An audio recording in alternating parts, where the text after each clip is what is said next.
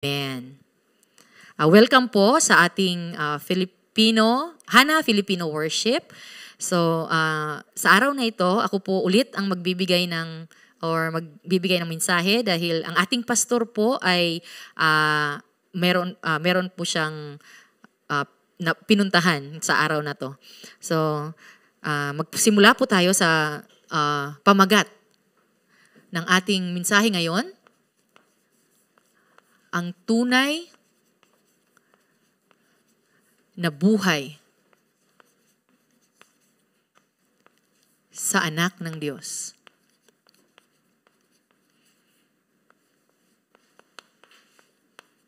At ang binasa natin po ay makikita sa unang Juan 5:12. Kung babalikan po natin ang ating binasa ngayon, sinasabi na kung ang anak ng Diyos ay nasa isang tao o ang anak ng Diyos ay nasa akin na, mayroon siyang buhay na walang hanggan. Ibig sabihin, mayroon akong buhay na walang hanggan. Napakasimple po ng sinasabi ng salita.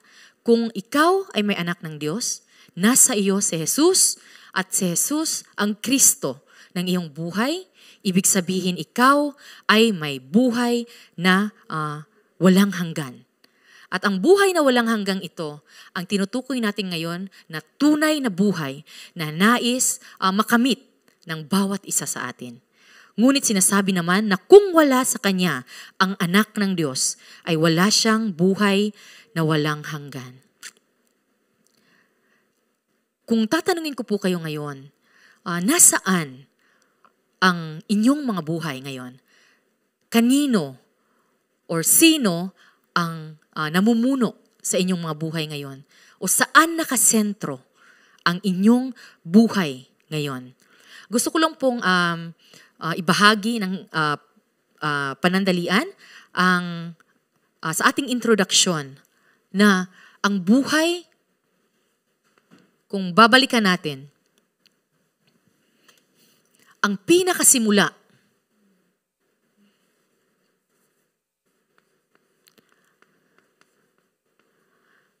ang lahat ay nagsimula sa Diyos. Sinasabi sa Genesis 1:1 na sa pasimula, ginawa ng Diyos ang langit at ang lupa. Lahat, at ibig sabihin nun, ang lahat-lahat ay nilikha ng Diyos at siya ang simula at katapusan ng lahat. At sinasabi, kung babalikan natin sa Genesis 1:27, ginawa ng Diyos ang tao ayon sa kanyang imahe. Ginawa ng Diyos ang tao upang magkaroon ng kanyang imahe at ang tao ay makasama ng Diyos panghabang buhay. At alam natin na kung tunay na kasama ng Diyos ang tao ay ang pinakamasaya. At ang tao ang nagtatamasa o nag-i-enjoy ng lahat ng biyaya. At ang taong ito, ngayon ay nahulog sa Genesis 3. Kung babalikan natin ang Genesis 3, ano ang ibig sabihin nun? Doon nagsimula ang orihinal na kasalanan. Dahil sa orihinal na kasalanan ito, ngayon ang tao ay wala siyang kayang gawin kundi ang sundin ang kanyang sarili. Lahat ng gusto ng tao ay kung ano ang magiging kapaki-pakinabang para sa akin. Ang plano ko, ang lahat ng iniisip ko, ang lahat ng gagawin ko ay dapat maging kapaki-pakinabang para sa akin. Kung hindi, hindi ko itong gagawin. Ang tao ngayon ay nakasentro sa kanyang sarili. At hindi lang yon. Nangyari din sa Genesis 6, kung titingnan natin ang Bible, kung babasahin natin ang Biblia, sa loob ng Genesis 6, ang tao ay nakasentro, walang iba kundi sa pera. lahat ng ginagawa ng tao at lahat ng gustong gawin ng tao ay makakuha ng lahat ng bagay na meron ang daigdig na ito. Gusto ng tao na angkinin ang lahat ng bagay sa mundong ito. At yun ang iniisip ng tao na pinaka-sentro ng kanyang kaligayahan. At ang tao ngayon ay nasaan? Gusto niyang maging napakamatagumpay sa mundong ito. Ginagawa ng tao ang lahat. Binibigay niya ang lahat ng kanyang makakaya upang maging matagumpay sa buhay na ito. Bakit ito ginagawa ng tao?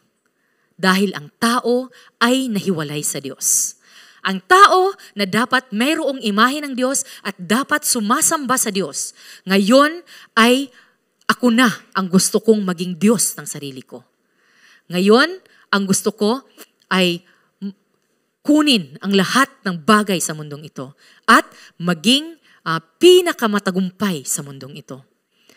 At sa loob ng mga bagay na ito, walang ibang mangyayari sa tao kundi ang patuloy na mamuhay sa sumpa at kapahamakan.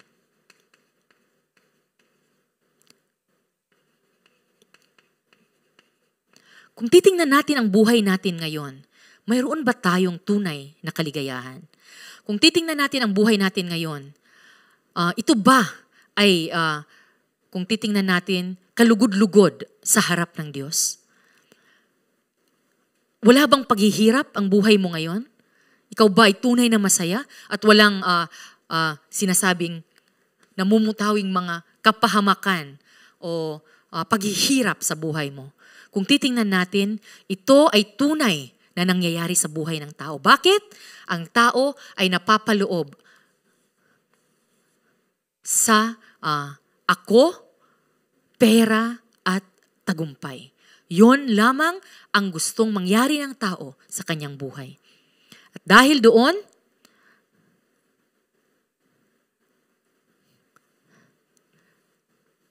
patuloy na umiikot ang buhay ng tao sa kagustuhan na maging masaya dito sa mundo. Ang gusto ng tao ay gawin ito o gawin yan. Bakit? Dahil gusto kong maging masaya. Ngunit, hindi mahanap-hanap ng tao ang tunay na kaligayahan. Ngunit, habang nangyayari sa tao ang lahat ng mga bagay na ito, kung titingnan natin sa buong kasaysayan ng mundo, simula sa simula, nang ang tao ay napahiwalay sa Diyos, nang ang tao ay nahulog sa sumpa ng kasalanan, at ang tao ngayon ay nasa kontrol na ni Satanas, pagkat ang salita ni Satanas ang pinakinggan ng tao. Ano ang nangyari? Ano ang kasaysayang makikita natin sa mundo? Lahat ay nasa paghihirap. Gera, pagkagutom, kamatayan, kahirapan, nandoon umiikot ang kasaysayan ng buhay ng tao.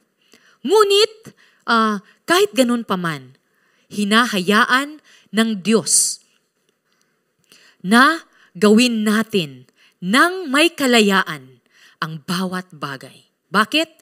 Hindi tayo ginawa ng Diyos upang parang maging mga robot na kung anong sabihin niya, sundin mo. Hindi tayo ginawa ng Diyos na maging ganon. Ngunit tayo ay nilikha ng Diyos na mayroong tinatawag na free will o sariling desisyon. At kung makikita natin ang kasaysayan ng mundo, hinayaan ng Diyos na ma-enjoy ng tao ang kanyang free will. Pero, ang lahat ng ito ay nangyayari sa loob ng paghahari ng Diyos. Kahit sa tingin natin, tayo ang gumagawa ng bawat desisyon sa buhay natin, ang lahat ng nangyayaring ito ay napapaloob sa paghahari ng Diyos. Lahat ay nasa kontrol ng Diyos. At lahat ay upang ang salita ng Diyos ay magkaroon ng katuparan. Lahat ng ito ay dapat nating, ang tatlong ito ay dapat maging tunay na pananampalataya para sa atin. Dapat nating itong panampalatayaan.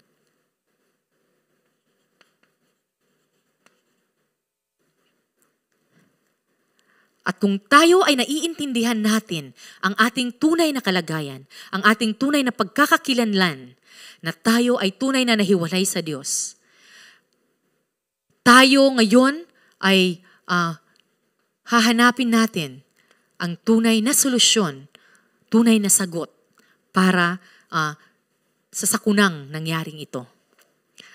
At kung titingnan natin ang Biblia, ang Lumang Tipan at ang Bagong Tipan, ang Old Testament at ang New Testament, lahat ay lahat ng bagay, lahat ng pangyayari, lahat ay sumisimbolo at nagpapahayag patungkol kay Kristo.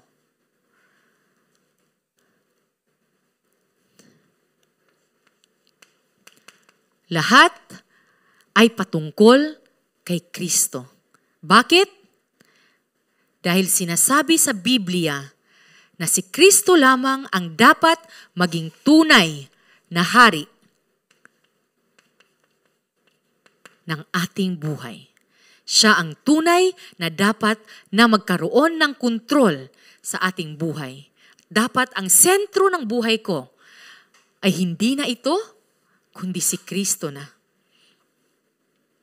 At sa loob nito, makikita natin ang tunay na kaligayahan at ang tunay na kapayapaan. At itong dalawang ito, ang pinaka hinahangad ng bawat buhay sa mundong ito. Gusto nating maging maligaya, gusto nating magkaroon ng kapayapaan ng ating buhay. Sinasabi sa Biblia, sa salita ng Diyos, na ito ay mahahanap natin kay Kristo. Bakit? Pagkat si Kristo lamang ang tanging daan upang ang tao ay muling makabalik sa Diyos. Si Kristo lamang ang tanging may kapangyarihan upang tapusin ang sumpa at kasalanan na kumontrol sa tao. At si Kristo lamang ang may tunay na kakayahan at lakas na talunin si Satanas. At kung yon ang tunay na maging konklusyon ng buhay mo, na si Jesus ang Kristo, ang siyang tumapos ng lahat ng problema ng buhay ko, tunay na makakamtan natin ang kaligayahan at kapayapaan. Ngayon, ano ba ang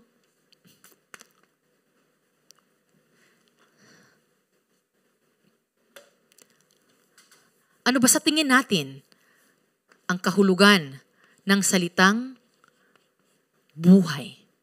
Buhay. Napag-usapan natin, nabanggit natin dito sa pamagat na tunay na buhay sa anak ng Diyos. Tunay na buhay sa anak ng Diyos. Kung titingnan natin ang buhay natin ngayon, ano ba ang mahalaga para sa iyo ngayon? Or ano ba ano ang napapaloob sa buhay mo ngayon? O para ba saan ang buhay mo ngayon?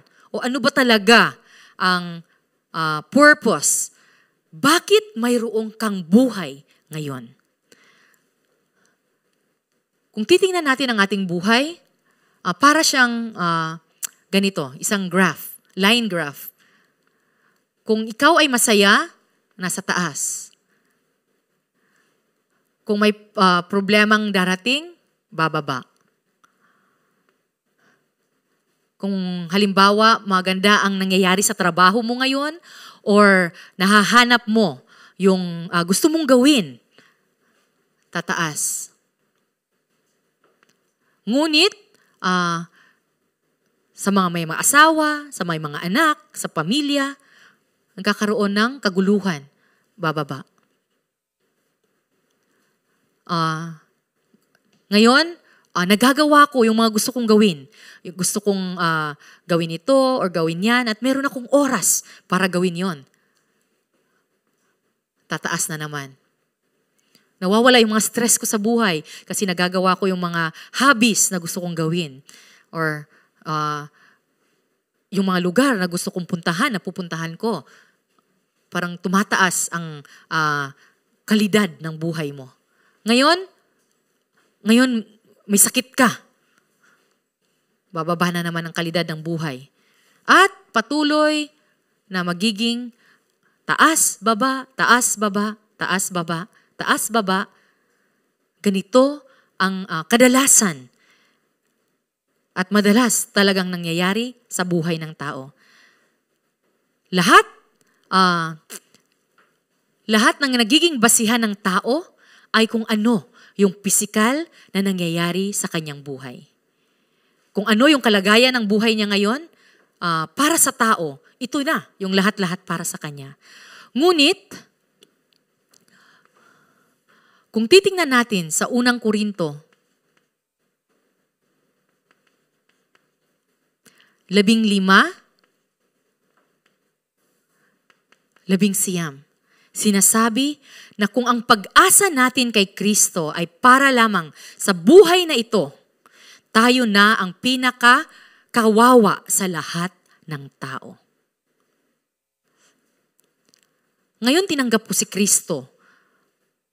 May nagbahagi sa akin na dapat si Kristo ang nasa loob ko. Dapat si Kristo ang sentro ng buhay ko.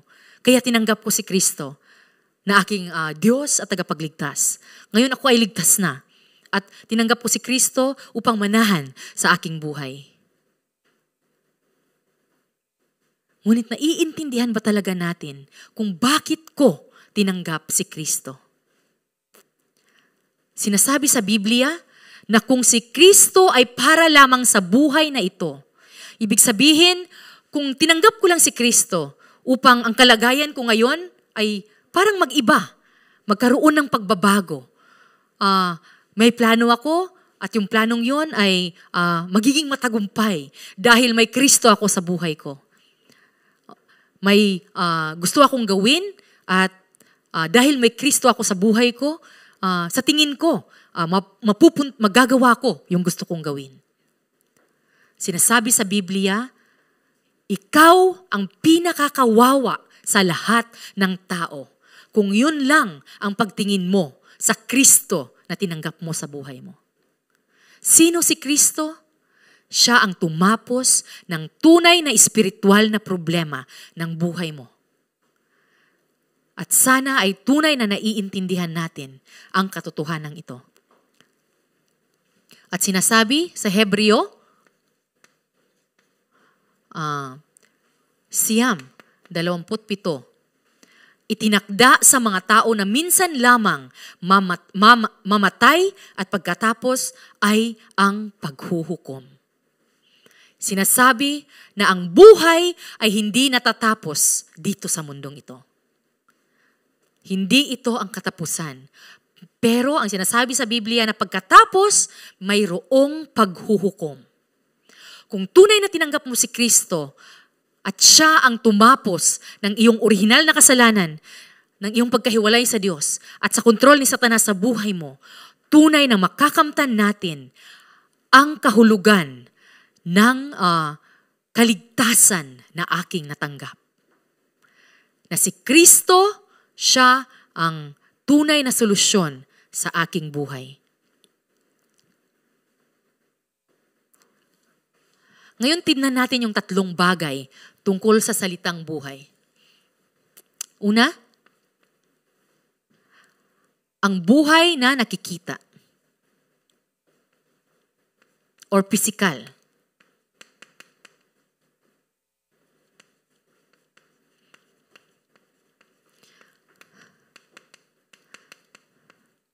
Ang aking buhay ngayon, itong buhay na nakikita ko, ano ang ibig sabihin or ano ang nilalaman ng buhay ko ngayon? Kung titingnan natin, ang buhay ko ngayon, kapag may nangyayari, may magagandang nangyayari, masaya ang buhay ko. May kabuluhan ang buhay ko. May patutunguhan ang aking buhay. Masasabi natin, kung may nangyayari sa buhay natin. Pero paano kung walang nangyayari sa buhay mo ngayon? Ginagawa mo ito, ginagawa mo yan, pero walang nangyayari sa buhay mo. Paano? Ano sa tingin mo ang buhay mo?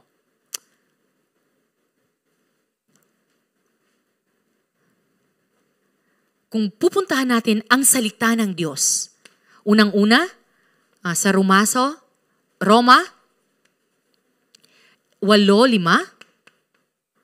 ano ang sinasabi dito? Ang mga namumuhay ayon sa hilig ng laman ay walang pinapahalagahan kundi ang mga bagay ukol sa laman. Ngunit ang mga namumuhay ayon sa Espiritu ay nagpapahalaga sa mga bagay na espiritual. Ang buhay na pisikal or ang buhay na namumuhay ayon sa hilig ng laman.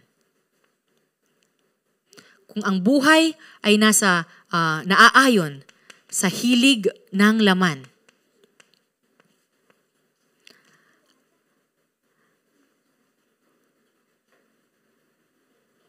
ang lahat ng pinapahalagahan ng buhay na iyan ay walang iba kundi ang mga bagay ukol sa laman. Lahat ay sentro sa pisikal na kalagayan ng buhay ng tao. Kung may magandang nangyayari, mabuti, masaya ako. Kung hindi magandang nangyayari, masama ang kalagayan ko, malungkot ako. Lahat ay nakasentro sa hilig ng laman. Pangalawa, kung titingnan natin ang nasa Roma 8:6. Anong sinasabi dito? Ang pagsunod sa hilig ng laman ay naghahatid sa kamatayan. Ang pagsunod natin sa pisikal na mga bagay or buhay sa pisikal na lamang ito ay walang ibang pupuntahan kundi ang kamatayan. Ito po ang sinasabi sa Biblia. Ngunit ang pagsunod sa Espiritu ay nagdudulot ng buhay at kapayapaan.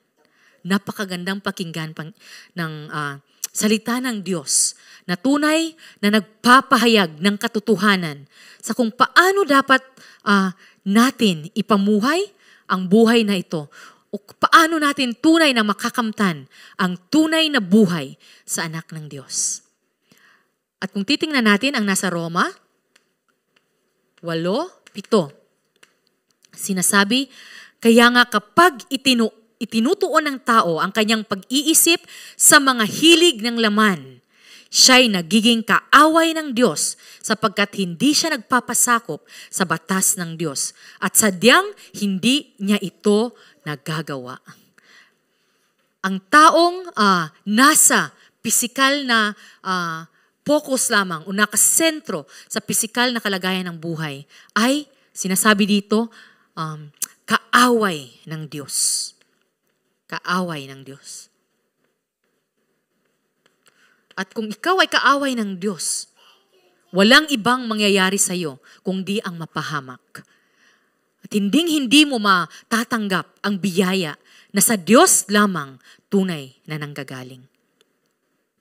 At kung ipagpapatuloy natin, nasa Mateo, bakit, anong nangyayari sa buhay ng tao kung siya ay nakasentro lamang sa pisikal, sa laman?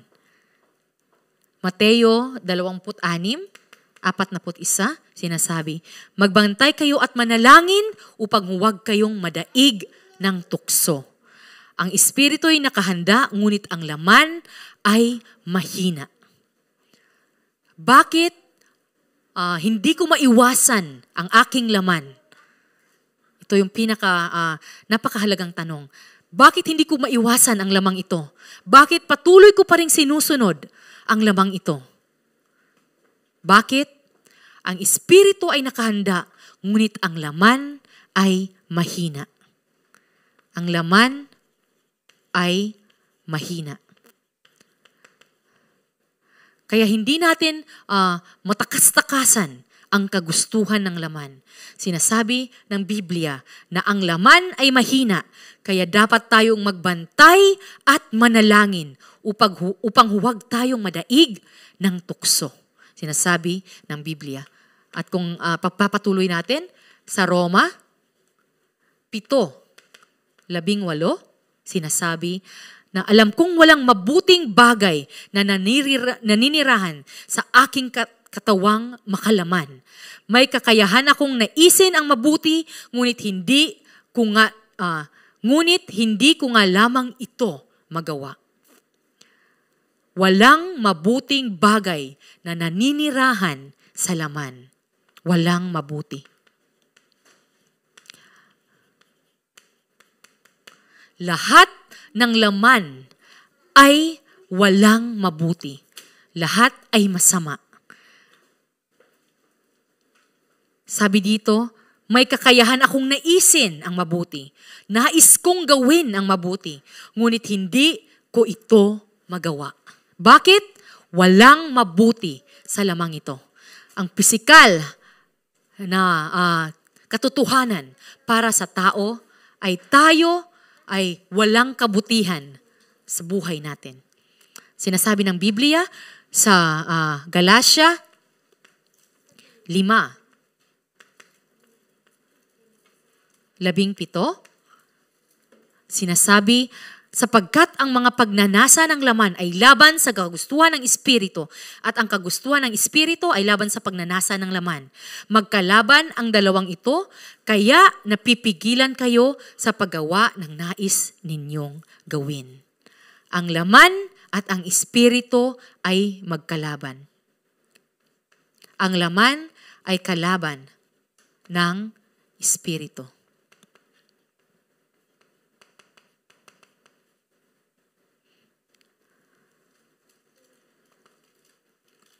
Ano ang nakikita mo ngayon sa buhay mo? Ano ang kalagayan ng iyong buhay pisikal ngayon? Ito ba ang tunay na buhay na dapat meron ka ngayon? O ito ay ang buhay pa rin na nakatuon lamang sa hilig ng laman, na walang ibang pupuntahan kundi kamatayan? Kaaway ng Diyos, mahina, walang mabuti at kalaban ng Espiritu. Dapat nating pag-isipan kung ano ang buhay na mayroon ako ngayon sa loob ng salita ng Diyos. Ito yung buhay na pisikal na nakikita natin. Kung titingnan natin ang buhay natin ngayon, lahat ng ito ay totoo. Lahat ng ito ay tunay na nangyayari at nag-aaway sa loob ko ngayon. Kung ipagpapatuloy naman natin, pangalawa, ano naman ang hindi nakikitang buhay?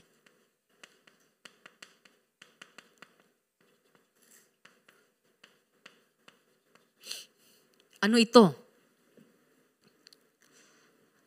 Ang aking mga iniisip. Ang nasa aking isip? Ano ang nasa isip mo ngayon? Hindi natin ito nakikita, ngunit ito ang nag-uudyok sa'yo or gumagawa ng bawat desisyon na meron ka ngayon kung ano ang nasa iyong isip. Ano ang iyong emosyon ngayon? Ano ang nasa emosyon mo ngayon? Lahat ng, kung titingnan natin, lahat ng lumalabas sa bibig mo, lahat ng galaw na ginagawa mo, lahat ay nakabase sa emosyon na meron ka. Hindi natin nakikita ang mga bagay na ito, ngunit kung iisipin nating mabuti, titingnan nating mabuti, ito ang nagdidikta ng buhay mo. Ito ang nagpapagalaw ng buhay mo. Ang ating mga karanasan din, ang mga karanasan natin sa buhay, ang nagiging basihan kung paano tayo gumawa ng desisyon, kung paano tayo magkaroon ng sagot sa mga nangyayari sa buhay natin. Dahil ito ang naranasan ko, dahil ganun ang naranasan ko, yun ang parang nagiging totoo para sa atin. Hindi natin nakikita ang mga bagay na ito, right? Di ba? At ito ay nasa buhay natin, at ito din ang kumukontrol ng buhay natin. At ang mga kagustuhan natin, sa buhay. Dahil gusto ko yan, diyan ang gagawin ko. Dahil naisipan kong magandang gawin yon, yun ang gagawin ko. Lahat ng ito, ang patuloy na kumukontrol sa buhay ng tao. Hindi natin nakikita, pero ang katotohanan, ito ang tumutulak sa'yo para gawin yan, para gawin ito, kung ano yung nasa isip ko, kung ano ang nasa emosyon ko, ano yung mga naging karanasan ko na, ano ang mga kagustuhan ko sa buhay, at panghuli, ang mga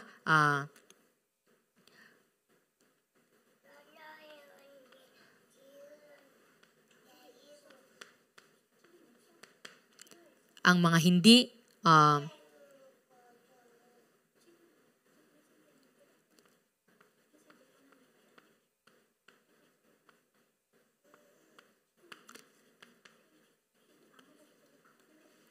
ang nasa buhay ko na hindi nakaayon sa pananampalataya. Ang mga buhay ay mga bagay na kumukontrol sa akin ay ang mga bagay na wala sa tunay na pananampalataya. Sinasabi ng Diyos na ganito, ngunit ang lagi nating ginagawa ay ang hindi pananampalataya. Bakit? Kung babalikan natin, ang tao na dapat nasa imahe ng Diyos, na mayroong imahe ng Diyos, ay nahiwalay sa Diyos. Ang tao na dapat na may espiritual na buhay ay naging espiritual na patay. Kaya ang buhay ng tao na nakikita niya, pisikal, at mga hindi niya nakikita, lahat ay, kung titingnan natin, walang magandang nagagawa or walang magandang nagiging epekto kung titingnan natin ang mabuti sa buhay ng tao. Ngunit, sa pagpapatuloy, itong mga bagay na ito ang naging matagal ng imprinta sa buhay ko. Ito ang nakagisnan ko na, ito ang nasa akin na mula pa nang ako ay ipanganak hanggang ngayon. Kaya ang mga bagay na ito ay napakalalim na ng imprinta sa akin. Kaya ang mga bagay na ito ay naging mga ugat na.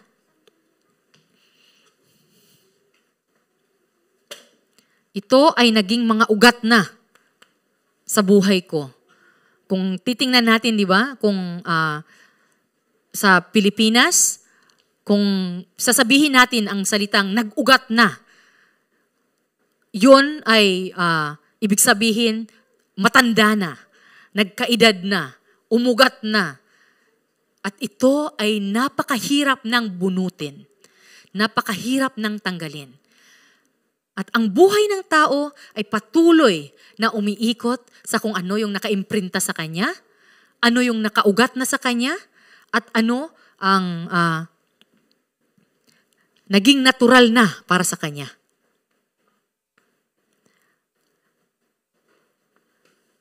Sinasabi natin na ito ako. Ako ay yung isip ko. Ako ay yung emosyon ko. Ako ay yung karanasan ko. Ako ay yung mga kagustuhan ko sa buhay. Ako ay yung mga paniniwala ko sa buhay na alam natin na opposite or kaiba sa tunay na dapat na may pananampalataya tayo na nasa Diyos. Ngunit ito ang patuloy na kumukontrol ng buhay ng tao. Ngunit dahil sa pag-ibig ng Diyos sa tao, hindi niya tayo iniwan na manatili na lamang dito sa kalagayang ito. Kung titingnan natin sa Mateo 11, Mateo 11:28 hanggang 30. Kung titingnan natin ang salita, sinasabi, lumapit kayo sa akin kayong lahat ng nahihirapan at lubhang nabibigatan sa iyong pasanin at kayo'y bibigyan ko ng kapahingahan. Anong sinasabi sa Mateo 11:28 hanggang 30? Ang lahat ng tao ay nabibigatan. Ang lahat ng tao dahil sa iniisip ko, sa emosyon ko, sa karanasan ko, sa ginagawa ko sa buhay ko, lahat ng tao ngayon ay tunay na nabibigatan. Lahat ng tao ay may pasaning dinadala. Ngunit sinasabi ng Diyos, kayo'y bibigyan ko ng kapahingahan. Sinasabi sa Mateo 11:28 hanggang 30, kayo ay bibigyan ko ng kapahingahan. Sapagkat madaling sabi sa 20, pasanin ninyo ang aking pamatok at matututo kayo sa akin sapagkat ako'y maamo at may mababang loob. Makakatagpo kayo sa akin ng kapahingahan. Napakaganda ng pangako ng Diyos sa kanyang salita. Lahat tayo na nabibigatan, lahat tayo na may pinapasan, tayo ay bibigyan niya ng kapahingahan. Sapagkat madaling dalhin ang aking pamatok at magaan ang pasaning ibibigay ko sa inyo. Tunay na ang buhay natin ay dapat nandirito na sa paghahari ni Kristo bilang tunay na hari sa aking buhay. Kung si Kristo ang tunay na maghari sa aking buhay, ang aking buhay ay tunay na mayroong kapahingahan, tunay na ang aking dinadala ay magiging magaan. Pagkat hindi na ako ang magdadala nito, kundi si Kristo na ang siyang magdadala nito para sa akin. Hindi ibig sabihin na tinanggap mo si Kristo, wala nang problema. Wala nang mangyayaring ganito or mangyayaring ganyan na magbibigay sa atin ng kalungkutan. Ngunit ang sinasabi ni Kristo ay ibigay sa Kanya lahat. Ibig sabihin, siya ang maghari ng iyong buhay. Siya ang manguna sa iyong buhay. At tunay na magkakaroon ka ng kapahingahan. Si Jesus lamang na siyang Kristo ang tunay na magbibigay ng kagalingan para sa ating lahat. Siya ang tunay na pinagmumulan ng solusyon upang hindi na ako maghapos ng aking mga iniisip, hindi na ako kontrolin ng aking emosyon, hindi na ako nakabase sa aking karanasan, sa aking kagustuhan, at hindi na ako nasa ilalim ng walang pananampalataya. Ang aking imprinta, ugat, at ang mga natural na bagay na sa akin, lahat ito ay magkakaroon ng tunay na solusyon kung si Kristo ang siyang tunay na maghari sa aking buhay. At saan dapat ang buhay ng tao ngayon nakasentro? Dapat tayo ay nasa loob ng salita at panalangin. Ang buhay ko ngayon ay nasa loob ng salita at panalangin. At kung mangyayari ito, matatamasa ko ang pangatlong bagay, ang pangatlong punto natin ngayon,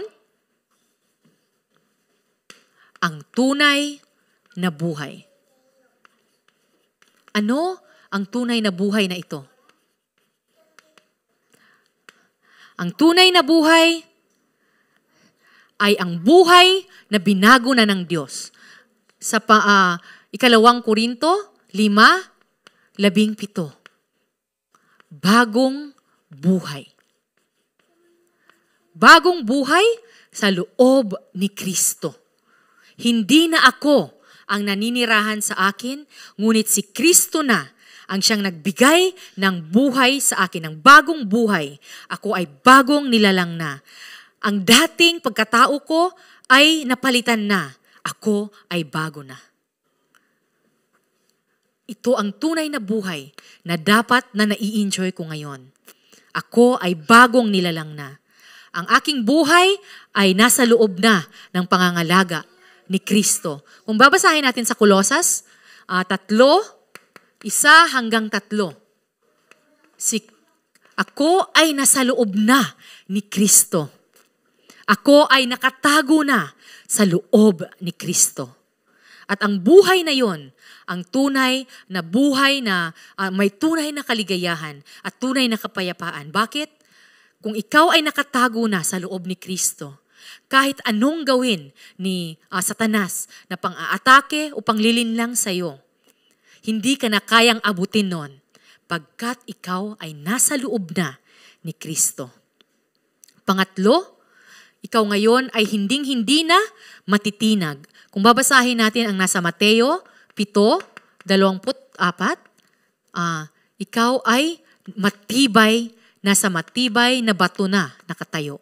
Hinding-hindi ka matitinag pagkat ikaw ay ang pundasyon mo ng buhay mo ay nasa bato. At sinasabi ng Biblia na ang batong ito ay si Kristo.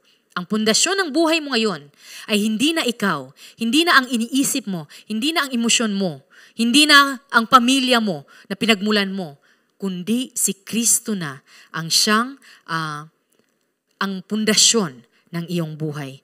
Kahit hindi ka na magtitinag, anumang problema ang dumating, anumang kahirapan ang dumating, at ang buhay mo ngayon ay kumpleto na. Maraming ginagawa ang tao. Kung babasahin natin sa 2 Korinto, 12, 9-10.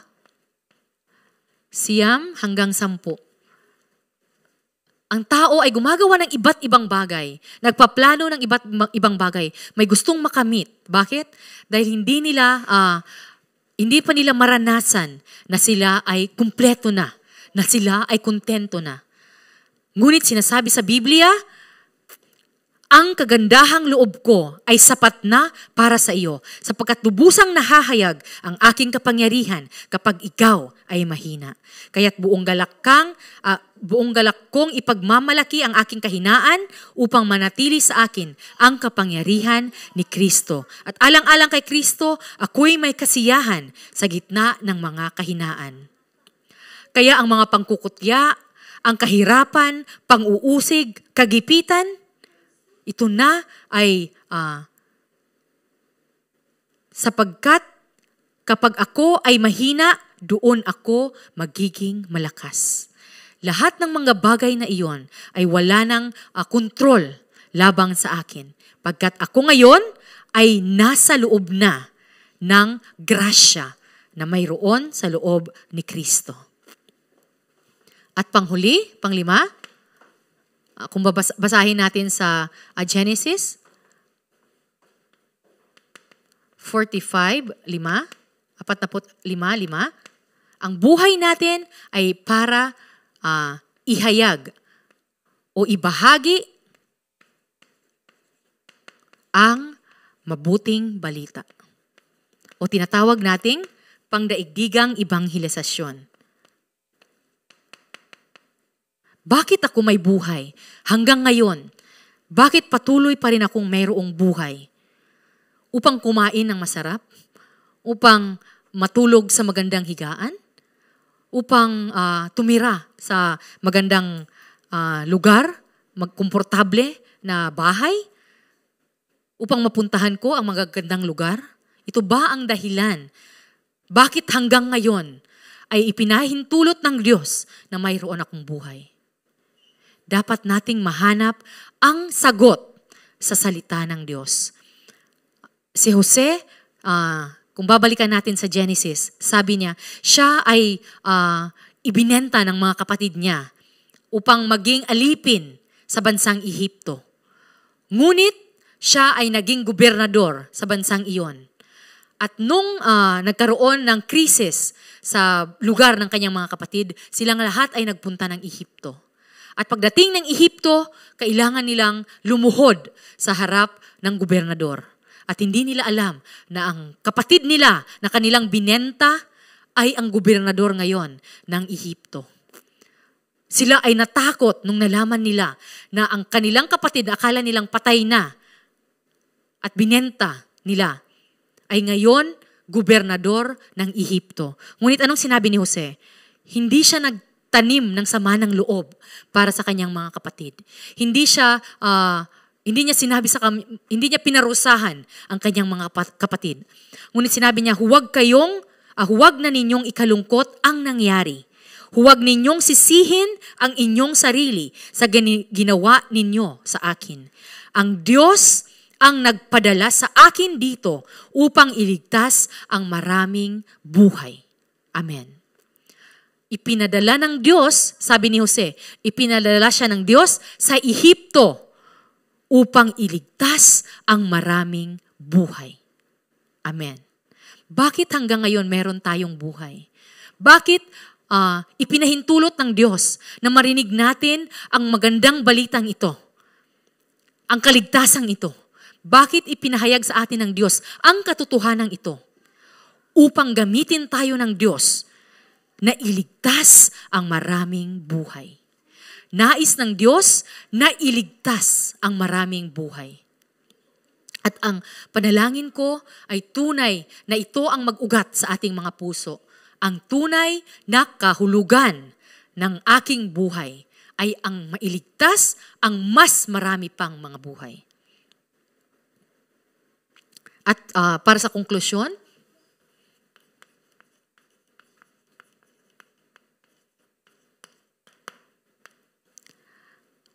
ang nais kong mangyari ngayon sa buhay ko ay aking tunay na ma-enjoy ang tunay na buhay. At paano iyon? Kung tunay na si Kristo